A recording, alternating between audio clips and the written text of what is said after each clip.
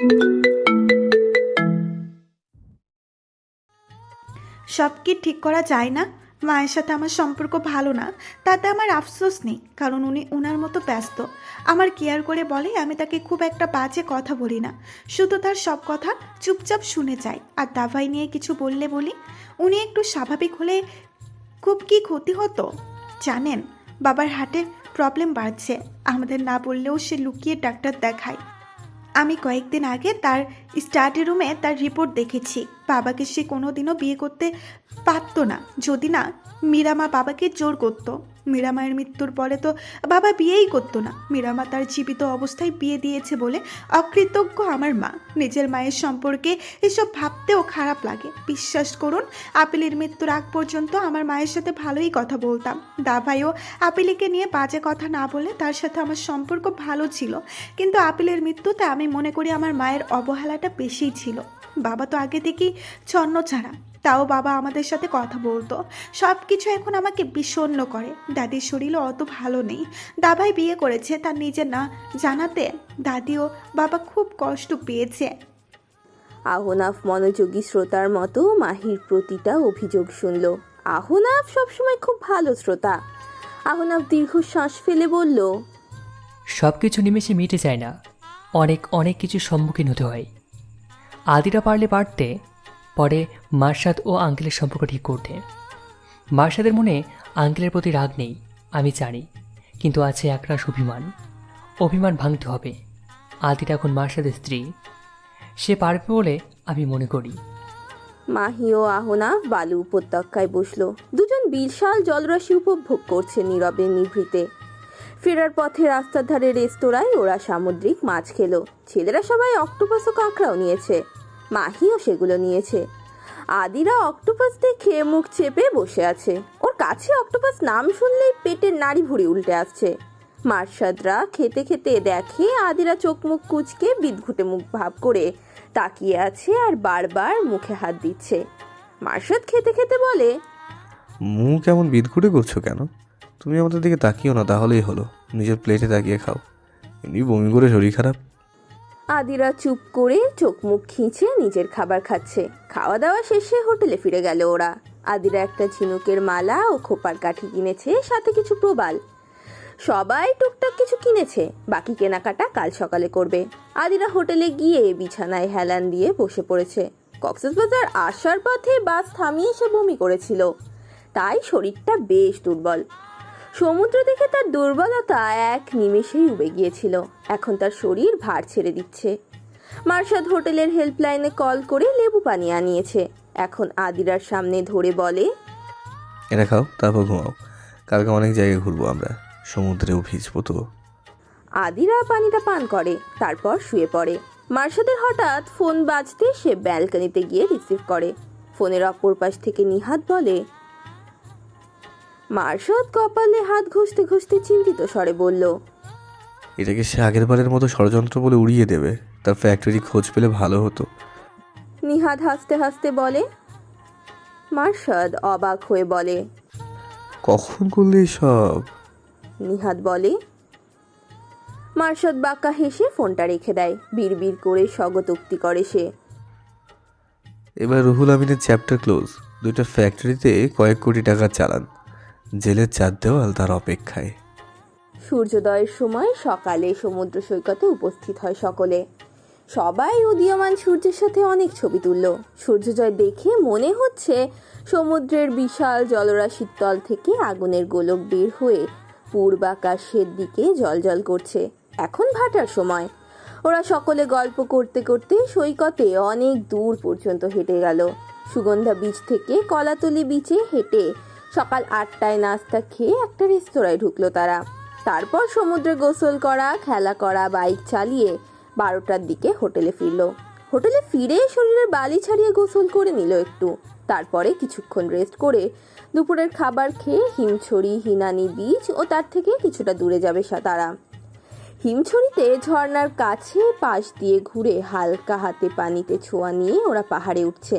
মার্শাদ আদিরাকে বলেছিল উঠতে না পারলে না যেতে, কারণ খাড়া সিঁড়িতে অনেক রিস্ক থাকে। কিন্তু কৌতূহলী মন কি মানে? ওরা পাহাড়ের উপর ওঠার সময় অনেক ছবি তুলেছে। তারপর পাহাড়ের চূড়ায় উঠে সেখান থেকে আশেপাশের পরিবেশ দেখছে। আশেপাশের ছোট বড় পাহাড়গুলো আনন্দ সুন্দর দেখাচ্ছে। এক পাহাড় থেকে আর এক পাহাড়ে যাওয়া যায়, তবে পথ অনেকটা সরু ও পড়ে যাওয়ার সম্ভাবনা অনেকটা বেশি। এরপর ওরা ইনানি বিচে কিছুক্ষণ ঘোরাফেরা করে হালকা করে পা ভিজিয়ে গাড়িতে করে আরও কিছুটা দূরে একটা জায়গায় গেল। সেখানে প্রবাল পাথরের সমাহার। যেতে কিছুটা সময় লাগে, তবে জায়গাটা অনেক সুন্দর। প্রবালের উপর বসে সমুদ্রের পানে চেয়ে হেলে পড়া সূর্য আকর্ষণীয় দেখায়। সেখানেই ওরা সূর্যাস্ত দেখবে আজকে। সেখানে আর্মি ক্যাম্পও আছে। ওরা 12 জন একটা গাড়ি ভাড়া করে এনেছে।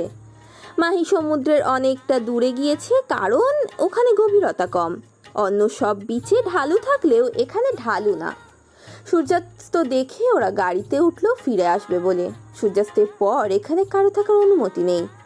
ফেরার পথে আবারও হিমছড়ি নেমে কিছু আচার ও বাদাম কিনে নিল ওরা। কোনো রেস্তোরাঁ থেকে ডিনার শেষ করে হোটেলে ফিরল। মার্শাদ ফ্রেশ হয়ে তোয়ালে দিয়ে মাথা মুছতে মুছতে ওয়াশরুম থেকে বেরিয়ে দেখে আদিরা সকালে কেনা ঝিনুক শামুকগুলো দেখছে। সকালে আদিরা ঝিনুকের অনেক কিছু কিনেছে। ঘরের জন্য ঝালর, দরজার জন্য ঝালর, ব্যালকনির জন্য ঝালর, সাথে অনেকগুলো মালা, ব্রেসলেট, এইসব। মার্শাদ নিঃশব্দে হেসে আদিরার পাশে বসলো।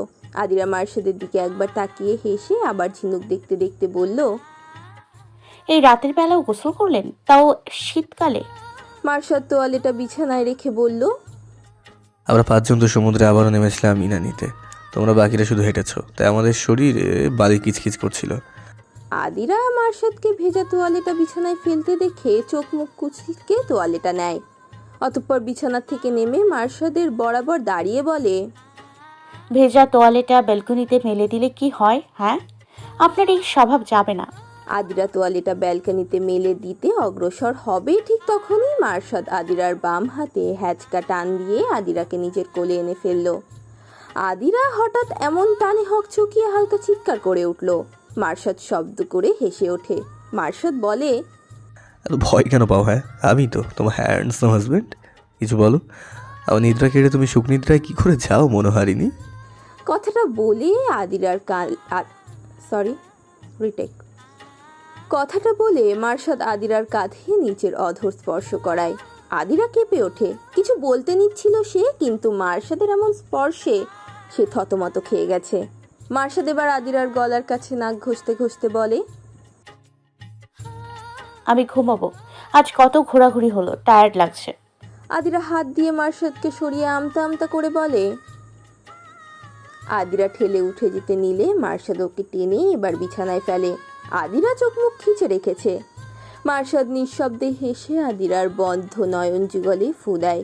আদিরা ঈষৎ কেঁপে ওঠে। মার্শাদ সম্মোহিত কণ্ঠে বলে, আদিরা নিশ্চুপ। তার উজ্জ্বল কায়া অনুভূতির মহালগ্নে শিহরিত। আলো নিভিয়ে প্রিয়তমাকে গভীর আলিঙ্গনে প্রেমের শহরে আবারও আবাদ বিচরণে রজনী পার হয় তাদের। পরের দিন সমুদ্র পাড়ে হালকা ঘোরাফেরা করে বেলা 12টায় ঢাকা ফিরতে রওনা হয় ওরা। পরের দিন সকালে ঢাকা পৌঁছে যায় ওরা। আবার শুরু আগের মতো জীবন। মার্শাদ ঢাকায় এসেই রাহুল আমিনের খোঁজ নেয়। কক্সবাজারে থাকা অবস্থায় সেই চিন্তা সে নিতে চাচ্ছিল না। রাহুল আমিনের 2টা ফ্যাক্টরি ডকুমেন্ট চেক করছে ডিবি, আর তার সব অবৈধ মালামাল বাজেয়াপ্ত করা হয়েছে। রাহুল আমিন মিডিয়ার সামনে আসতে চাইছে না এবার, কারণ তার ওই 2টা ফ্যাক্টরি ছিল মূল। বাকি শাখা ওগুলোর সূত্র ধরে বের হয়ে আসবে। মার্শাদ প্রশান্তির নিঃশ্বাস নিল। সাগর নিউজে যেদিন দেখেছে সেদিন থেকে সে কিছুটা দিশেহারা অবস্থায়। কিসের সাথে সে জড়িয়ে গেছে তাই ভাবছে।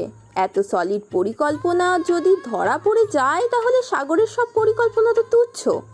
তাছাড়া সাগরের কাছে ওর এক বন্ধু আর একটা খবর দিয়েছিল যে নিলয় রাত্রির সাথে যোগাযোগ রাখছে এবং ওদেরকে রেস্টুরেন্টে হাত জড়িয়ে ঢুকতে দেখেছিল। সাগরের বিষয়টা হজম না হওয়ায় সে নিলয় ও রাত্রির উপর নজরদারি করতে বলেছিল। আজকে খবর পেয়েছে নিলয় ও রাত্রিকে একে অপরকে জড়িয়ে ধরতে দেখেছে। সাগর নিলয়কে আসতে বলেছে।